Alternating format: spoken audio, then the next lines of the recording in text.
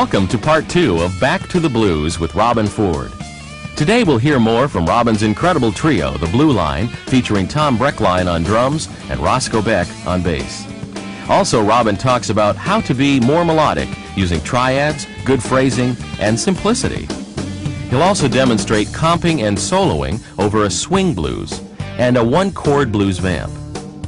In a special section devoted to right-hand techniques, Robben shows how he uses his fingers as well as a pick for dynamics and expression. And we'll talk with Robben about his influences, guitars, stage setup, and how to get a good sound.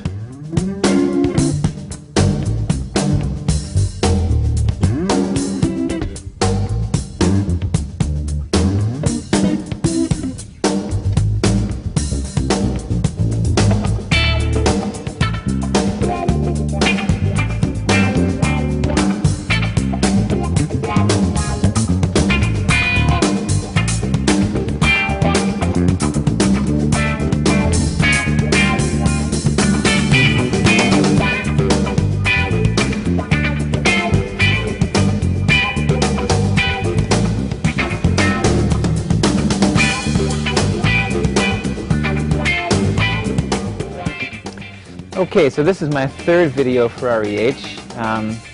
The first two I'll tell you a little bit about in case you haven't seen them. First was kind of beginning video. We talked about really basic things about harmony and blues playing.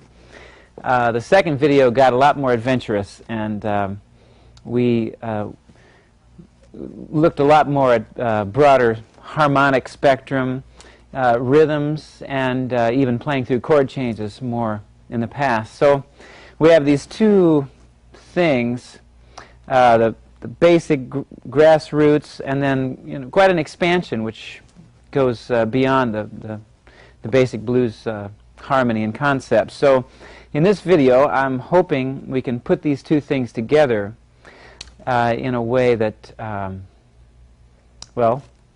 exemplifies, I guess, in particular what I'm doing right now with my group and my own personal style of guitar playing.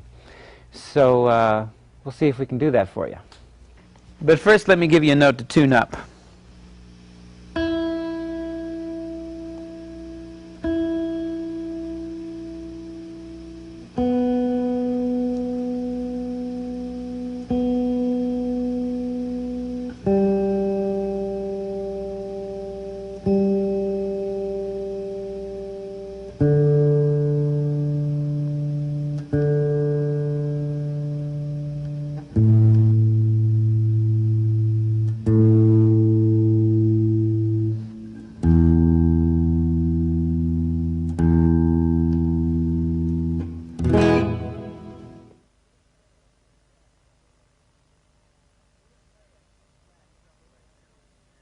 We're going to play a B-flat shuffle right now, and basically I'll keep it simple in the front and play real straight ahead blues guitar, and then as it develops, hopefully I'll be able to stretch it a little bit more and more and bring more of the altered chords into the playing. So here we go. 1, 2, 3.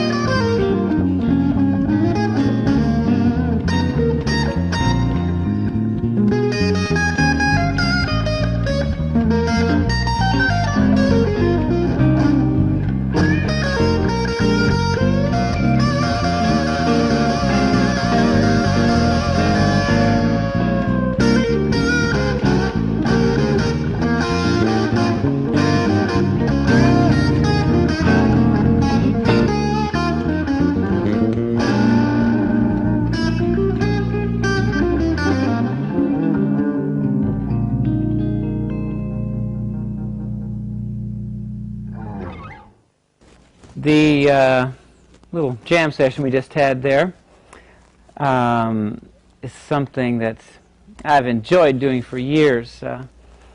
Even the key of B flat, it just seems like the swingingest key for an up-tempo shuffle blues.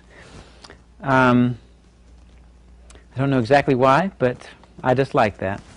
And you know, what we were doing there was mixing the traditional blues style with a real swinging jazz approach as well, using altered chords, 1, 6, 2, 5 chord changes in there. So, you know, these two worlds have never seemed really far apart to me. They're virtually synonymous as far as I'm concerned, blues playing and jazz playing. And for me, again, that works in just about any musical context. It's always the same. Where you're coming from is one place. It's you and your instrument, and you're making music the best way you know how. To put those two things together, blues and jazz, it's just not that big of a leap on an emotional or even stylistic level to me. So I feel very at home in either medium as far as the groove is concerned, and I've learned enough about the chords to have some idea how to play through those chord changes. I have a tendency to start playing the altered tones when we get to that sixth chord, key of B flat.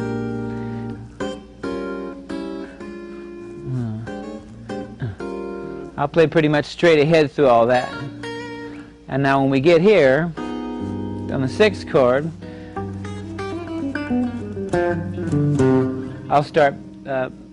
I'll play the sixth chord, the altered sixth chord, and 9 times out of 10, I like playing that particular voicing, which is the diminished scale.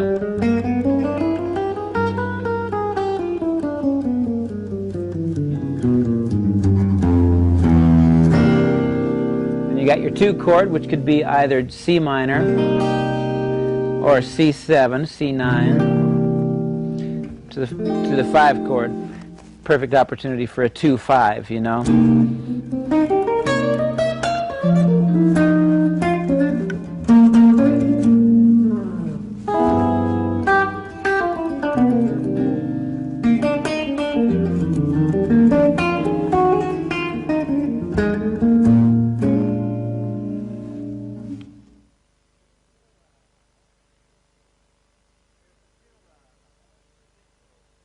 There are some real essential things that I'd like to talk about here that really make all the difference in the world. It's like the open secret aspects of music. It's like it's not really a big deal, but it seems to elude people in some ways, which is how you actually make music, you know. For me, I don't play too many licks, what people call licks. I never sat down and actually learned a bunch of licks or took licks off records, like, you know, writing them out, transcribing, whatever like that. For me, music's always been just a real audio experience. It's something that, you know, you listen to music. Music is something that comes into your ears from the air. It's created by other people, but it's intangible in itself, and that which inspires music also is intangible. It's the you know, the emotional aspect of it. Music, in its central aspect, is basically folk music. You know, it's music that comes from people's experiences, you know, people's joys, sadnesses, whatever. You know. The aspect of it being music, you have to really attach the technical aspects of playing or of music to, you know, your emotions. Music is just like language. Like, you learned how to speak by hearing and practicing all the time. And you had a great need to learn how to speak because everyone else was speaking around you. And you know, you had to learn how to speak. It was that important to you. So I kind of see music as the same way. It comes from that kind of a need to communicate. Everybody gets very excited by people who are amazing wizards on an instrument, but it only goes so far, you know. And what's really important is that you're saying something as opposed to just playing something. So for me, I hear what I'm playing, it's as melody. It's not licks. There's a little bit of that in there, but one of the reasons I'm drawn more and more to the blues all the time is because it's such a vocal music, and the blues guitar players are playing the guitar from the same place that a blues singer is singing. It's identical. There's no difference. The medium is different, but the emotion, the intent, all of those things are the same. That's why blues guitar is kind of simple, because it's coming from a vocal place. You keep that and go out from there into more sophisticated music forms, jazz, classical music, and what ties those things together, the emotion and the sophistication of these you know, more complex musical forms or whatever, is melody. It's a song. So it's a singing thing, you know. It's the beauty of the melody, or I mean, you know, jazz, obviously harmony became very important, and technique has always been very important as well. But nonetheless, the thing that makes it really work is if there's some kind of heartfelt melodic quality to it. I've always liked the melody players.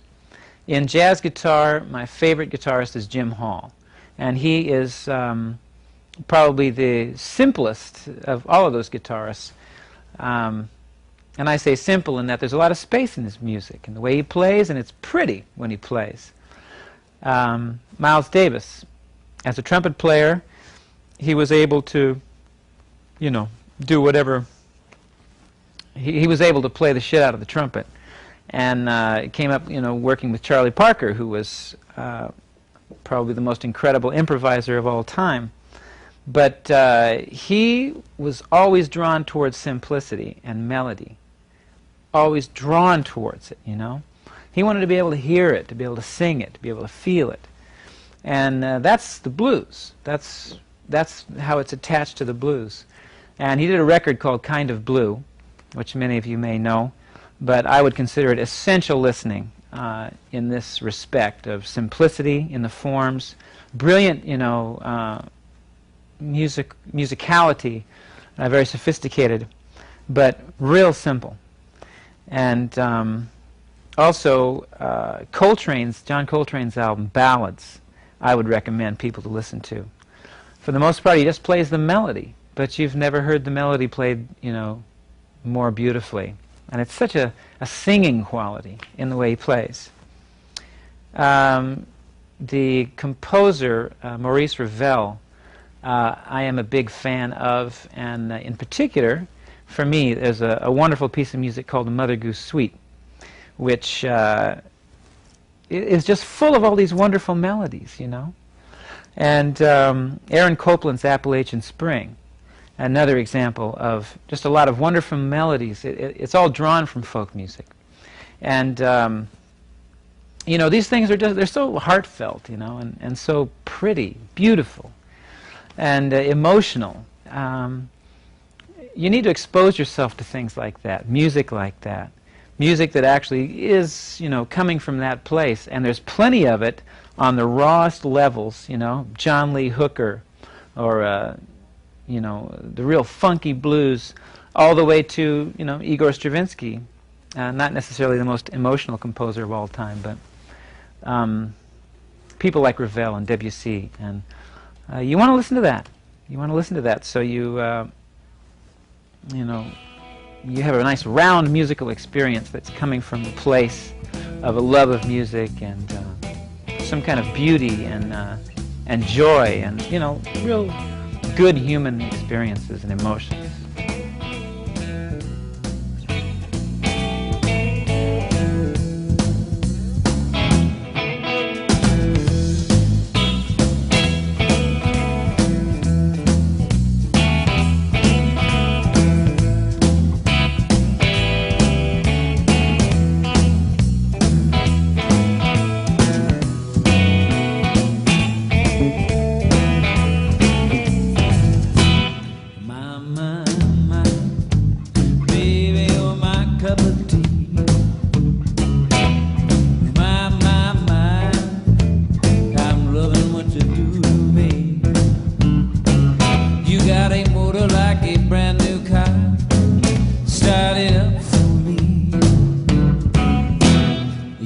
Yes, yes, yes, something in your sexy way.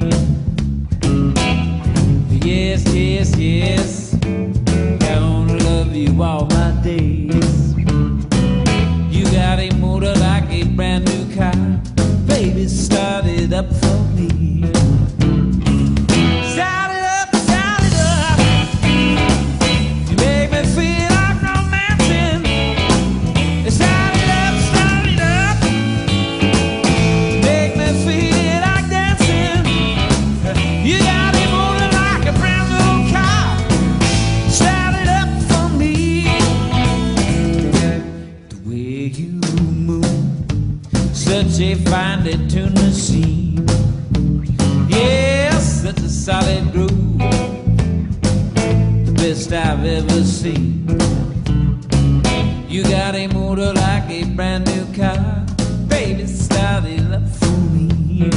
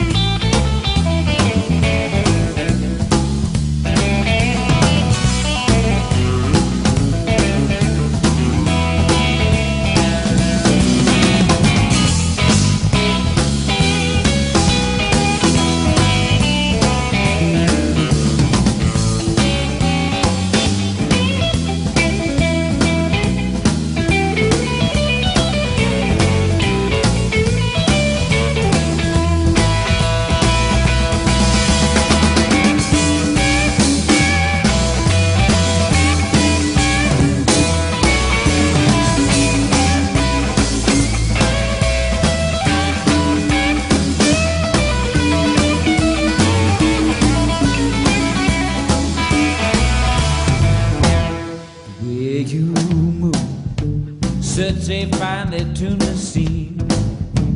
Yes, such a solid groove, the best I've ever seen. You got a motor like a brand new car.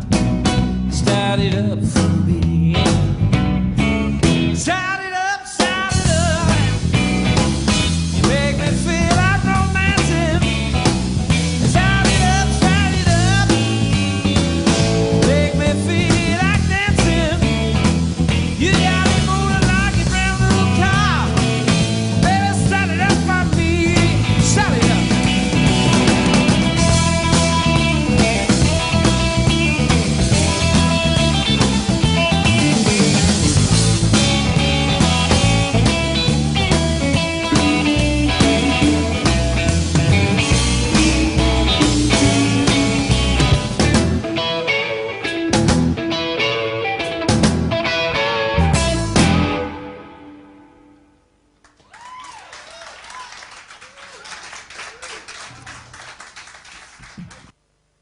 So let me show you some possibilities with basically a single seventh chord. We played this little rhythm thing in G.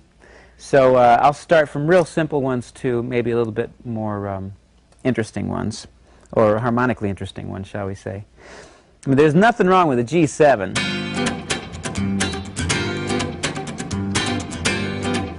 And we got that little hammer thing in the third, which gives it some kind of movement, and it's not just stagnant. So there you go.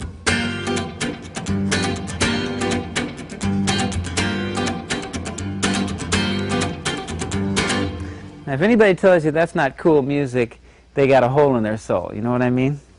And there was a time when I really got away from these chords. I wanted to learn all these hip chords. And I couldn't believe that people were still even interested in playing a major triad, you know. So over the course of time and being affiliated with some musicians who had already been through the chord and harmony school, I relearned, you know, the beauty of these simple things, you know. So there you go. That's a nice one, just that G7 chord. Okay. Now we can just take it right on up the ladder here to this G7 chord.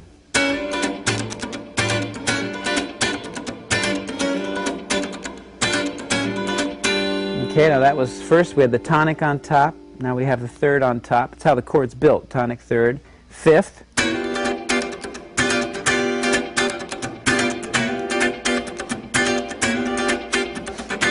Now you have the next one is the seventh. Tonic, third, fifth, seventh. This is a pretty funky voicing here, right? You might prefer to hear like a 9 chord, G9, or this one right here. So,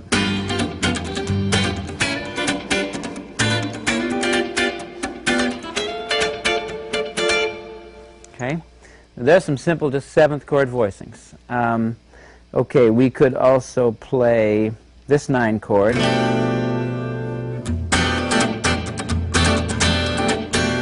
Okay, G9. Now we can play this D minor. Basically, becomes G9. And there's a nice little hammer-on thing you can do. So I'm basically playing an A minor 7, and then a D minor over G. Then you have your basic G9 chord, and I think I had a friend who was the son of the people who owned the local record store in town. He played guitar. He had a Martin acoustic, and I'd never seen anything like that, you know, at the time. He showed me how to play a 9 chord, and he used to play it this way, with the 5th in the root. Now, I never cared for that too much because I don't like doubling notes. There's just never seen any point. If you played the note once, I don't really want to hear it again, you know. So you can play that, but that's the way I played a 9 chord. And basically now I've narrowed it down to just those notes because I invariably am playing with a bass player, and he's got that. So he's already got that, and I don't need to play it. So there's a 9 chord. In fact, I usually play it this way, because it enables me to get other places a little easier. That was a 9 chord there. There's a 9 chord there, G7. So you got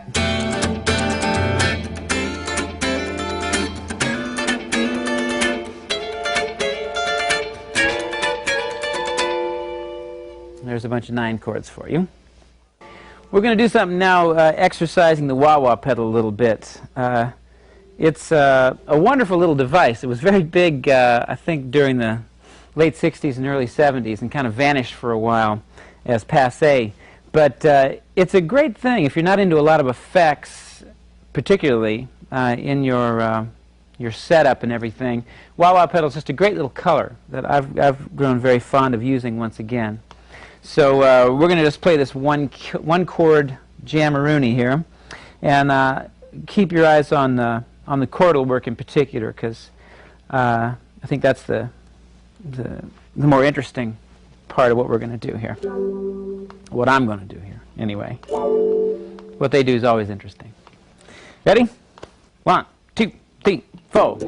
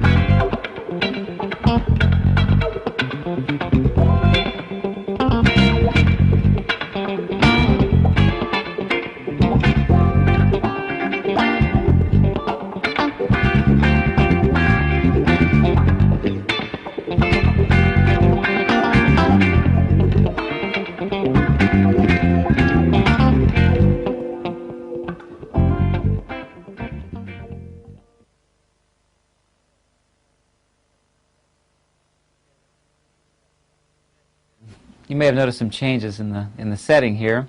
We're in Los Angeles, California right now, as opposed to Seattle. I had thought about what we'd shot up there and decided I wanted to add a few things.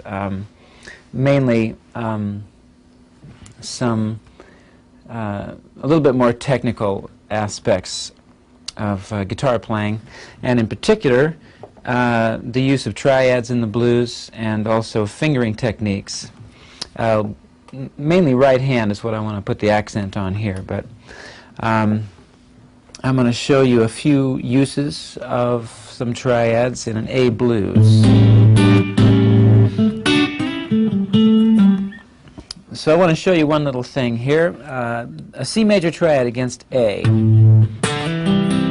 Right there, you've got a C major triad. Third, fifth, and tonic.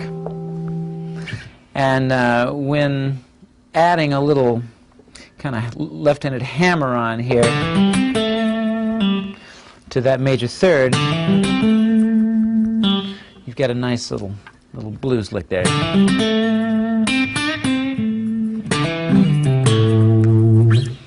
And putting on top of that an A minor triad.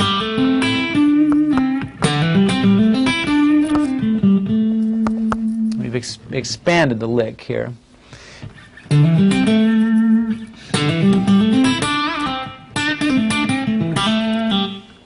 And again, bringing in the C major triad an octave above and played slightly differently.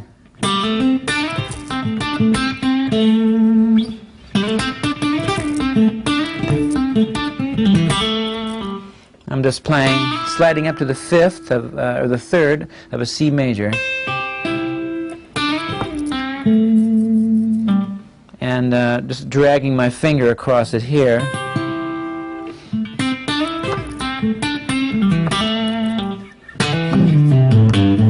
And that's the same thing an octave down.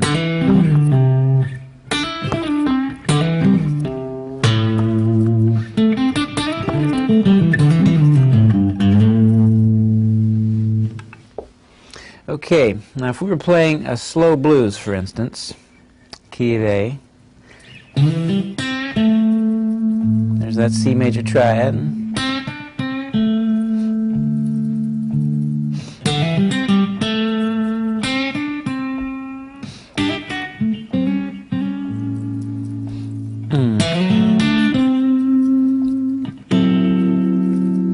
Okay, now right there, that was using the D major triad. Moving into the 4 chord. Same fingering as the previous one, the C major against A. You can play it with the same fingering, or I sometimes use this fingering. Using my little finger, and it might be kind of hard to see because I keep these fingers so close together, but I'm using the little finger in the first one. And then playing the 7th of the D chord.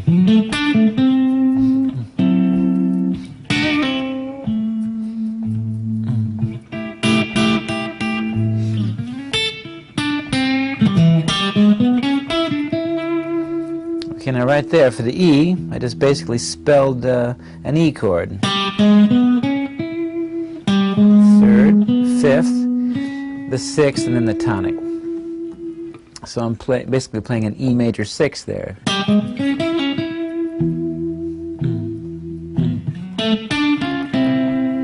Once again, the D.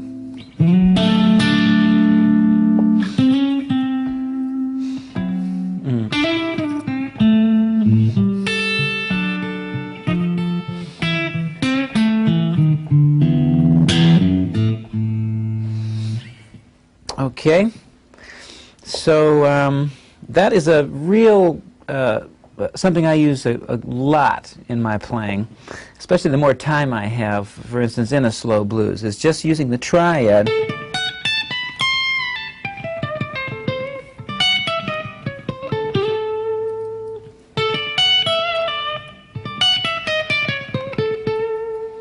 to get from one lick to another.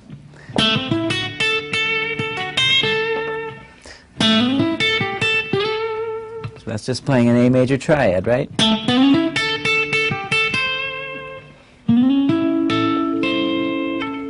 playing the minor third above it.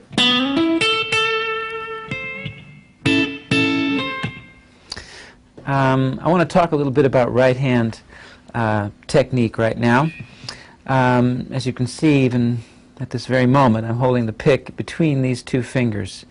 I don't know how it got there, because I never thought about how it got there, but somehow it's just, I'm holding the pick, for instance, and slip it in between the two fingers.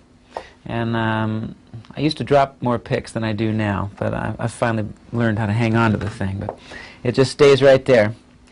And we've discussed this in previous videos, but I thought I might add a little bit to it here.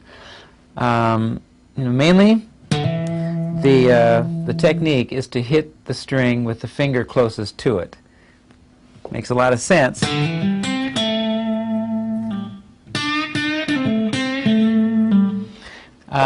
But I also find that my middle finger does a great deal of the single note work.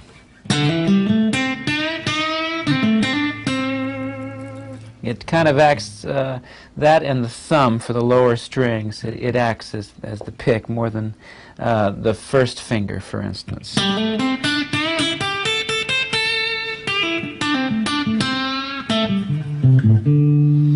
And the thumb will come into play whenever,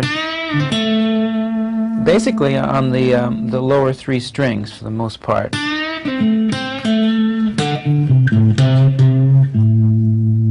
I'll play an entire lick, basically just using the thumb.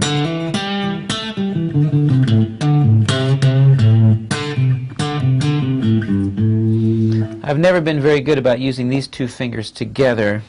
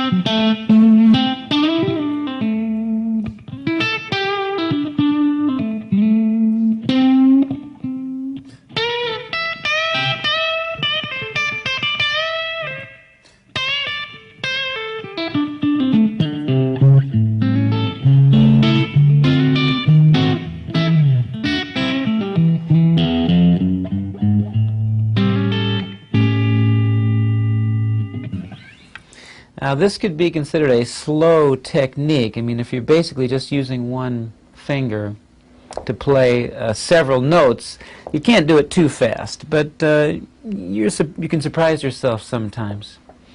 I'm not necessarily recommending that you play it this way either.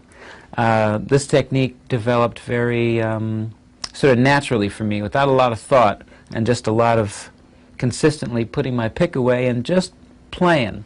There'll never be any substitute for that, so you might discover your own techniques as well. So when I was showing you those triads in the beginning, to play that one right there, the right hand, the thumb pulls that low E there, so it's just 1, 2, 3.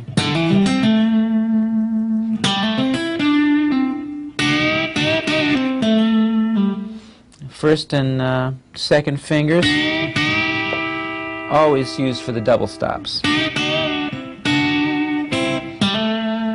then the thumb will play the single string. or the middle finger for me will play the high string.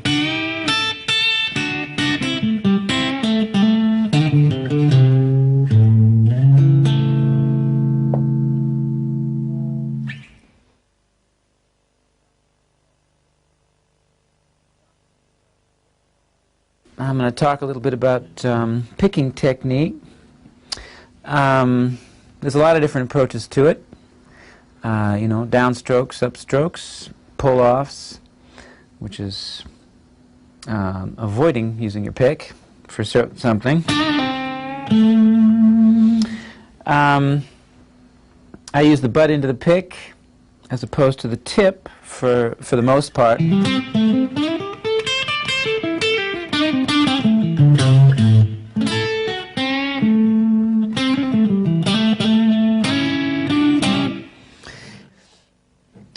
The pick for me acts very similarly to the thumb, basically when using both pick and fingers to play at the same time.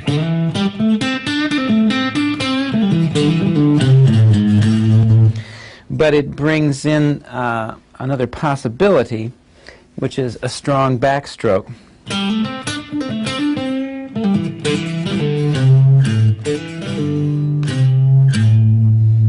Now, often I'll use the pick very deliberately using only downstrokes. And I say deliberately because it's just that. The only way I can get the kind of sound that I want for something, which is kind of a pushy kind of a thing. It's also, it's like kind of bad technique, but it's the only way you can get that thing.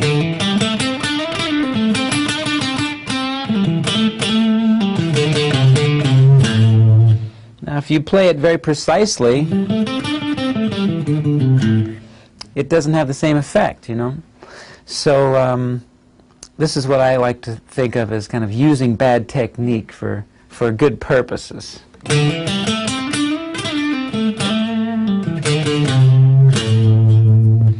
So you don't have to be afraid of that. It's actually kind of fun.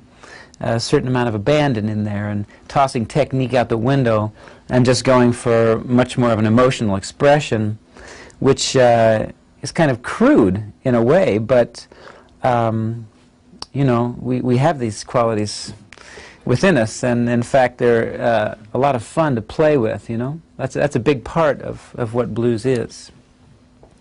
So I'll try to demonstrate a little bit of my picking technique for you in a slow blues, using the pick.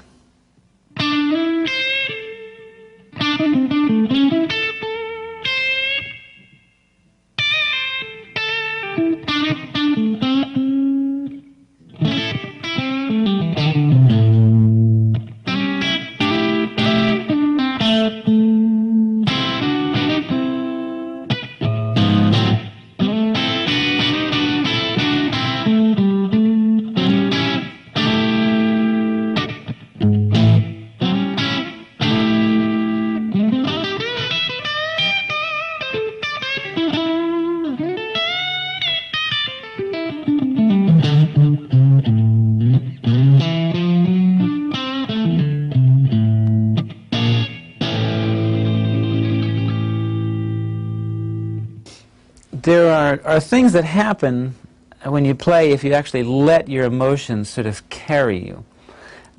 Requires a certain amount of, you know, courage and going out on a limb, as opposed to, you know, having your technique all together per se.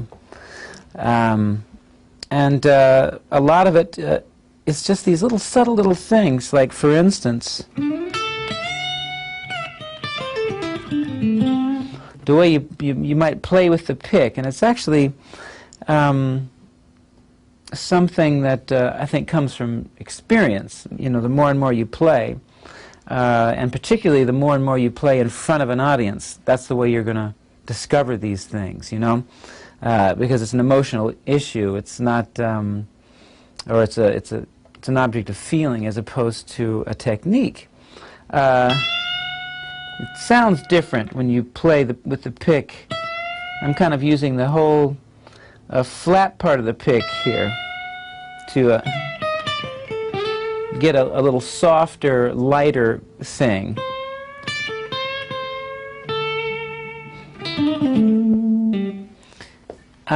Double stops is a very effective thing in the blues. And once again, I like to use them. I use them a lot of different ways, but using them in that kind of abandoned way, you know, with kind of a lot of downstrokes.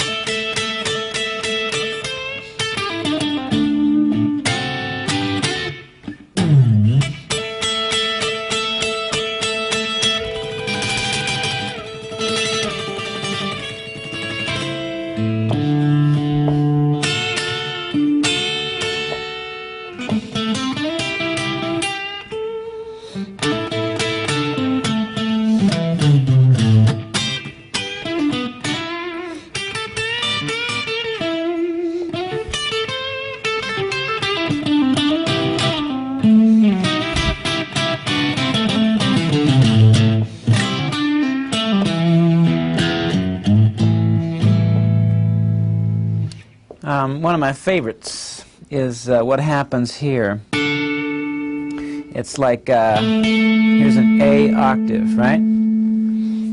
A on the D string, A on the B string, and you've got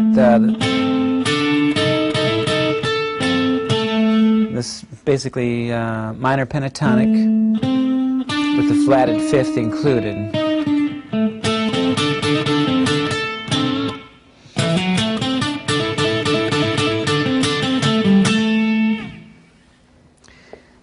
And also, just using the fifth intervals, right? The fifth here, the tonic here, and then basically just moving them in the pentatonic scale.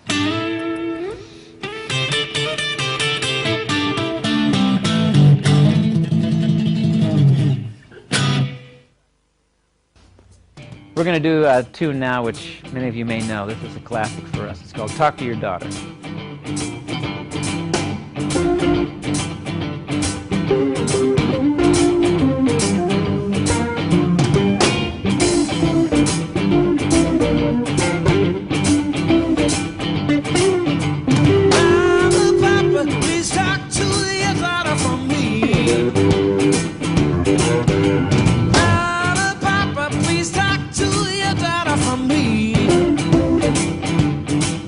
She may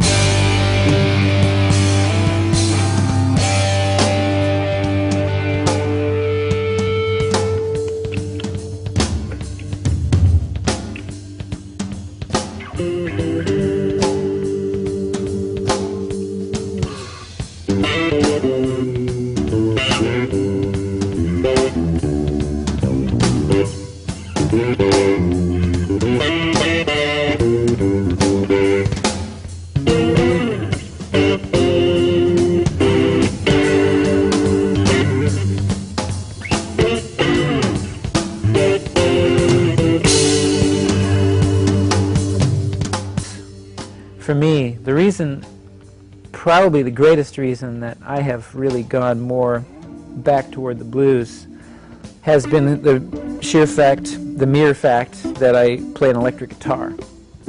And the electric guitar has never fit into jazz for me. It's just, you know, like the great jazz guitarists, there have been many, you know. But I never went after it because I found that the sound was kind of monotonous. You know, most people play with that same tone, bass pickup, kind of fat sound, you know. And there wasn't a lot of tonal variation or a lot of nuance. So tone and nuance is something a guitar is full of. But you hear it in the blues. You don't hear it in jazz, you know. So then for the harmony and chord changes and all of that, I listen to saxophone players.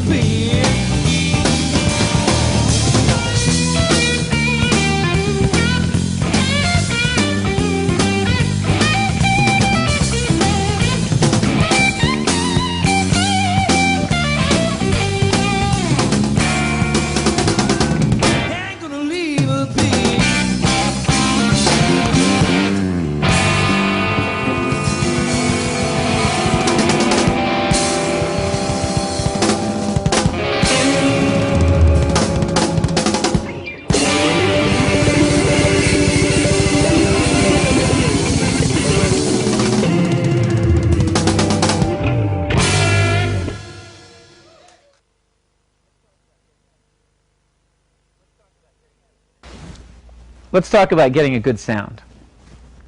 People have different predilections for instruments and amplifiers, and truly there is a lot of stuff out there that affects your sound, or can affect your sound, that you can use to create a sound.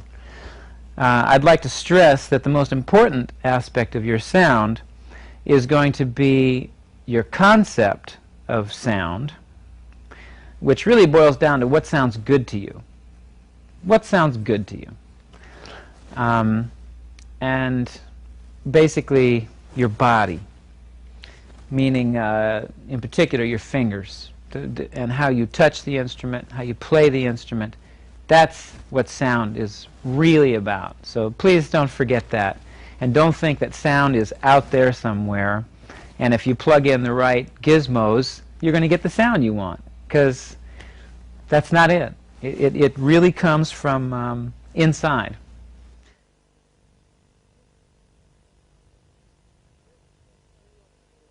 My first real nice six-string was a Guild Starfire or Firebird or something, single cutaway, little red double pickup Guild, you know.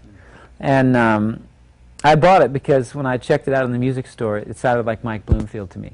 Sounded like his telly did on that first Butterfield record. I don't know why, but somehow it made it for me. You know, it was like, that's the sound, you know. So, and that was based on a telly, man. Come to think of it. And then, you know, of course, he went to the Les Paul pretty quickly thereafter, but, you know, I just seemed to be able to do whatever I needed to do out of this Guild, you know. And then when I got interested in jazz, which was later on, I mean, I got the an L5 when I was working with, I think, yeah, with Charlie Musselwhite. So I was like 19, and I bought an L5. And then about 2 years later with Jimmy Witherspoon, I traded it on a Super 400.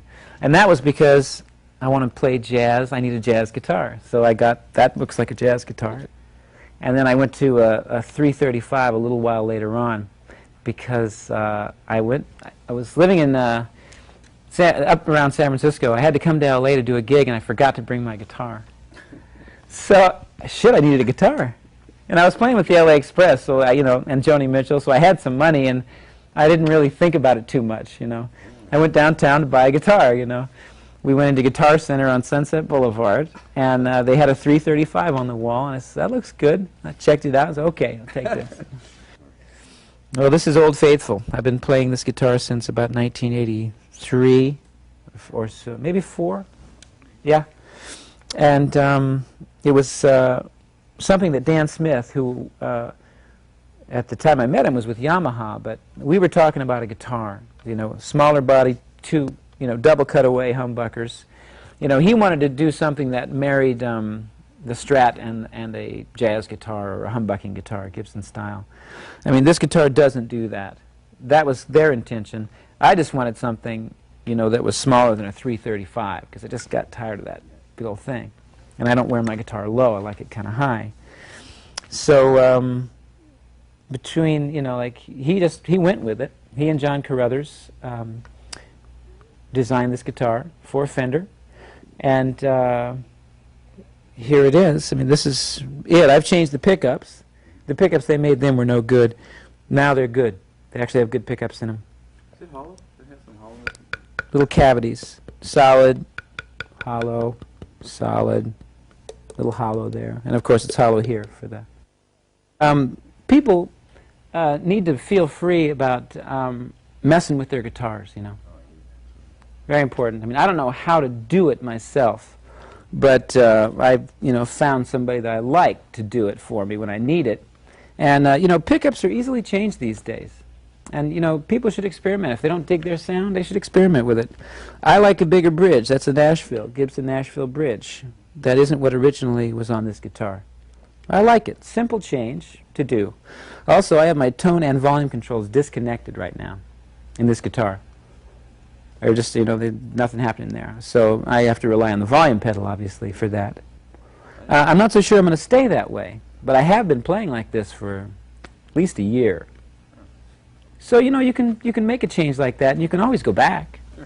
You know, so people should feel free to check it out, you know, mess around with it. Strings. I use Diodario 10s. My little setup back here is not too complex at all. The main thing here is the Dumble Overdrive Special Amplifier, and fully believe in these amps. I've never found anything for me that compares to them. But I can tell you they're very expensive and they're very hard to get. And the good news is that they're based basically on a Fender Twin. That would be my second amp of choice, would be the Fender Twins. So I'm using a Marshall 412 cabinet here. Speakers, I'm using probably Celestians in there. The speakers are rental. But you might prefer EVs or Altec Lansings or JBL, you know. So speakers are also very important to the kind of sound you're going to get. If you're not getting the sound you want, you may just want to change your speakers. So don't forget that. Each little thing is important to your sound. I use this little Twin over here. It's also a rental, but I do the same myself whenever I'm overseas. We pick up a Twin, and I use it just to broaden the sound that I have. The one amplifier and 412 speaker system is the main thing, and this just spreads the sound out a little bit for me, make it a little bit bigger. I get to it from here. This is the TC Electronics 2290. I use it for chorus and delay. And I come out of the right side of the TC into the Twin over here. That's how the signal gets there. I'm using a PCM 70 reverb lexicon. And these are, one is an extra. This is the Dumbulator, which is made by Alexander Dumble, and it's the effects loop for the Dumble amplifier. It just enables the amp and the outboard gear to interface properly. Without the Dumbulator and the Dumble amp and these effects wouldn't work anywhere near as well. This stuff is pretty expensive gear. The amp head, the TC, and the PCM. But you don't necessarily need that, you know. I truly believe that with one or two good Fender Twins, I'm not trying to advertise here, by the way, but for the kind of sound that I like and a blues sound, I've seen every blues guitar player, I mean B.B. King, I can't say every one, but B.B. King and Albert Collins, who are probably my favorites, both use Fender Twins a lot. So I would recommend checking them out. And also the little TC Electronics stereo chorus, this little foot model, goes on the floor, is a good little chorus box. So you got a nice chorus in that, nice reverb and amps in the Twin reverbs. Beyond that, you might want a little delay, and that's basically all I use, reverb, a little chorusing, and a little delay. And I try to use them sparingly. And the Twins have an overdrive station in them, so that's what I have with the Dumble. It's got an overdrive station in it, and that's how I get my overdrive tone. Clean setting and then an overdrive. And beyond that, I use Ernie Ball volume pedal to control my volume level. And I use an old Crybaby wah-wah pedal. This next song is from the Robben Ford and the Blue Line album, our first solo album as a band. It's called You Cut Me to the Bone. Nobody knows when it all began. This kind of trouble between a woman and man. You know the nature of a love ring pain. Tell me you never want to feel that way again. And I seem to be at the heart of all your problem. You cut me to the bone. Baby, you cut me to the bone. You know how to make a man feel love the way you cut me to the bone. You've gone a long way from loving me. Now you're leaving me in misery. Forget about it, all that we've been through. You're gonna do the things you wanna do, and you don't wanna hear a single word I'm saying. Get me to the bone.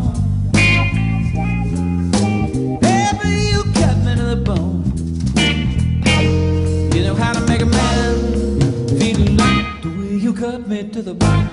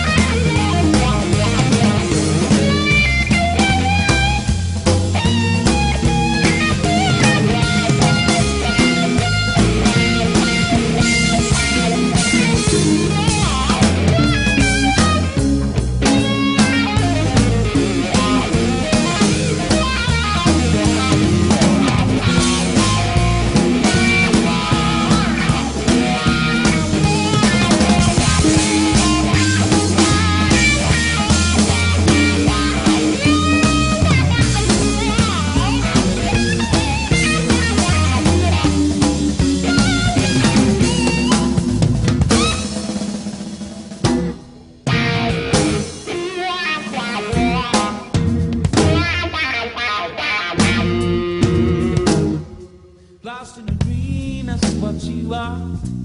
One day I'll wake up and see you too far. Now with the sunshine, there will be some rain, but it was never meant to be in vain. And you don't want to hear the second word I'm saying. You cut me to the bone, baby, you cut me to the bone. You know how to make a man feel love the way you cut me to the bone. Ouch. You know how to make a man feel love the way you cut me to the bone.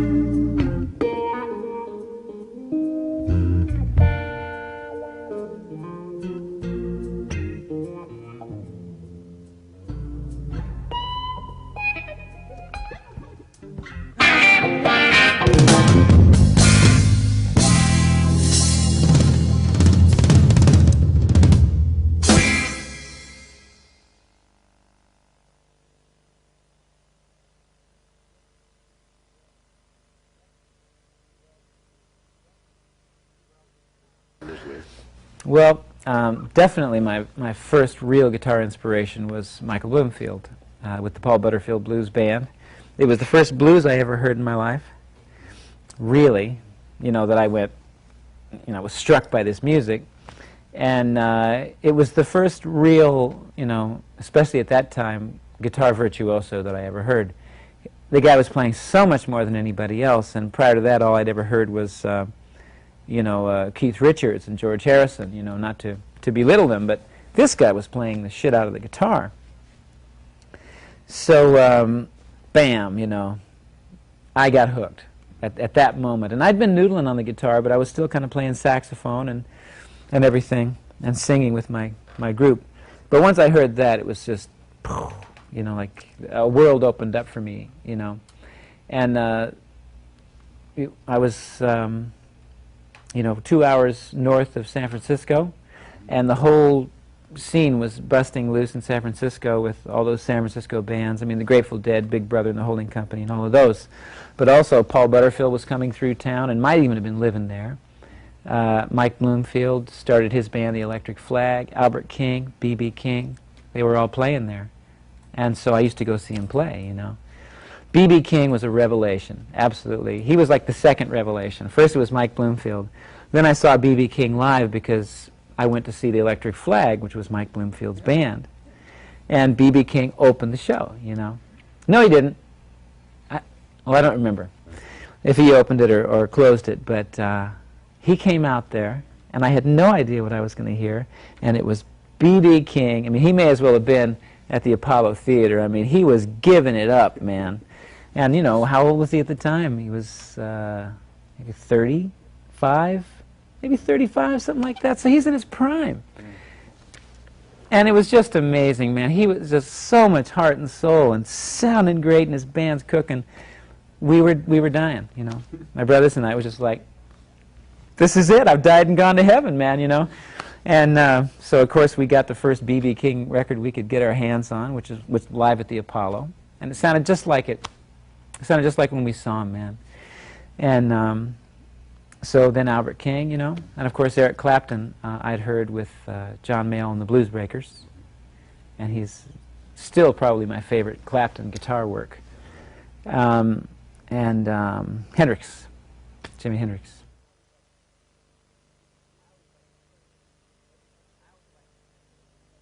I always like to say that everything you ever heard about Miles Davis was true. And I mean, that really kind of says it all for me in a nutshell. The thing about the guy, he was tremendously challenging on both a personal and a musical level. And he was always challenging you to be there fully, you know. Can you hang in this situation? And I figured that out really quick because he's so intimidating, you know. I mean, like, he'd come, you know, walking towards you with his little trumpet, you know, and he's a very dark person, and he wears shades like this and all these wild clothes, you know. He looked like Darth Vader or something, you know. It's like the Force is coming at you. So he was an intimidating person, but man, he was always ready to play, you know, kind of spar or whatever. So I figured it out quick, because otherwise, you know, it's sink or swim. And there were guys, you know, who went through that band who kind of treaded water, you know, and you can't do that, you know. That's, I don't know, that's no fun. So, you know, just whenever he would challenge me, I would come up to it, you know, even if I was kind of scared, because, you know, he's scary. but very funny. Great sense of humor. And, you know, just always kind of poking you and playing with you, you know. Or really intimidating at times. And I just, you know, wouldn't buy into it, you know. And he dug that, man. And within 5 concerts that I played with them, he was just completely civil, and he'd call me on the telephone, we'd talk, you know. And it was amazing. Suddenly it's Miles Davis, and you were talking on the phone, you know. Well, when the very first show that I played with him, I felt like he probably wanted to hear Mike Stern or John Scofield, you know. So I was really trying to play a lot of notes and really going for a lot of harmonic adventure. And basically I wound up tied in knots and feeling really uptight because I wasn't just doing my thing, you know. So, and that quick, I mean, it was like I knew the next day, it's like, just be yourself or you're not going to make it here, you know. So I just went out and I just did my thing. I played with my fingers, played a lot of blues, you know. And having not gotten quite as far away from playing more harmonically adventurous music at that time, it was easy for me to fall into it, you know. It was mostly one chord. I mean, the music that we played, I soloed on one chord 95% of the time, you know. So that chord was basically, you know, potentially a 12-tone row. I mean, you know, it was like, it seemed that any note you played worked if you played it the right way. So I fooled with it.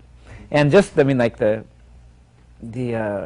tremendous thrust of being on stage with him, you know, he was making you play. That's the way it felt. Like, you know, you've got to play.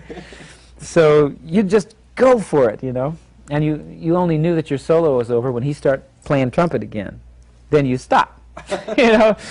So in a sense, it was kind of difficult to actually build anything from the ground up, because you always felt like, I've got to be playing my ass off right now, you know.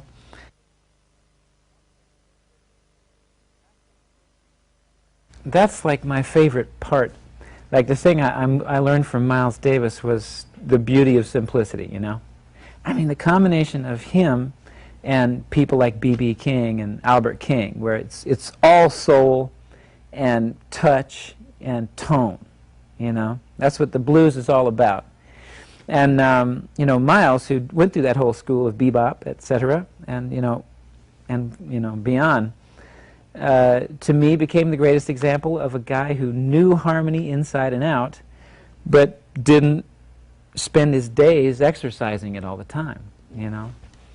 So, you know, it's just it's the whole fun of it, you know, to me, to be in a blues band where I can do that, you know. You know, he kept his music simple. Miles' music was, it sounded complex in a lot of ways, but man, he kept it simple. So that's kind of what we do in this group. We keep it simple, but the door is always open to, you know, altered chords, really. Yeah. I mean, it's in that sense, we're a jazz band, you know.